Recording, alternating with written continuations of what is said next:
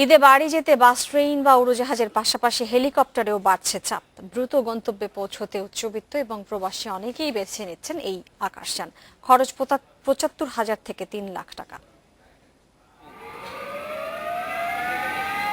স্বজনদের সঙ্গে ঈদ করতে ঢাকা থেকে কুষ্টিয়া যাচ্ছেন ব্যবসায়ী ইকরামুল হক। বাসে বা ব্যক্তিগত গাড়িতে গ্রামের বাড়ি যেতে মহাসড়কে আছে যানজটের শঙ্কা। তাই সময় বাঁচিয়ে দ্রুত গন্তব্যে পৌঁছতে পরিবার নিয়ে উঠে বসলেন হেলিকপ্টারে। কমফোর্টেবিলিটির জন্যই আমরা হেলিকপ্টারে যাচ্ছি। অনেক ভালো লাগে আকাশে উঠতে and it's just really fun. প্লেনে যখন চড়ি সেটা একটা অন্যরকম ফিলিংস, আর একটু একদম সম্পূর্ণ ডিফারেন্ট ফিলিংস।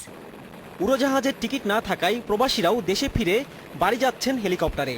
এতে অন্য বাহনের মতো হেলিকপ্টার বুকিংয়েও আছে চাপ।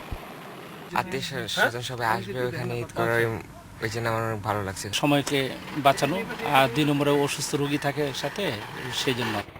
দেশে ২৫টি হেলিকপ্টারে বাণিজ্যিক সেবা দিচ্ছে 10টি বেসরকারি প্রতিষ্ঠান। সারা বছর নির্ধারিত কর্পোরেট যাত্রী থাকলেও ঈদের আগে ও পরের বুকিং ভালো বলে জানাচ্ছে তারা। পাশাপাশি ঈদে মহাসড়কে ধীরগতির কারণে রোগী পরিবহনও হচ্ছে হেলিকপ্টারে। ঈদের আগে পরে আমাদের প্রতিদিনে আনুমানিক ৫-৬ ঘন্টা করে ফ্লাইং হয় এক একটা হেলিকপ্টারে, এবং প্রতিদিন এটার চাহিদা বেড়ে যাচ্ছে। ফরিদপুরে একটা পেশেন্ট আমরা নিয়ে আসব, কারণ ঈদের সময় আনন্দের পাশাপাশি এই ধরনের দুর্ঘটনাও অনেক ঘটে থাকে, যার জন্য আমরা সবসময় ছুটি থাকা অবস্থাও আমরা নিজ দায়িত্বে মানবিক কারণে আমরা এই দায়িত্বগুলো পালন করে থাকি। হেলিকপ্টারে ঈদ যাত্রায় খরচ ৭৫ থেকে ৩ লাখ টাকা। যাত্রী নিরাপত্তাও নিশ্চিত করা হচ্ছে কঠোরভাবে।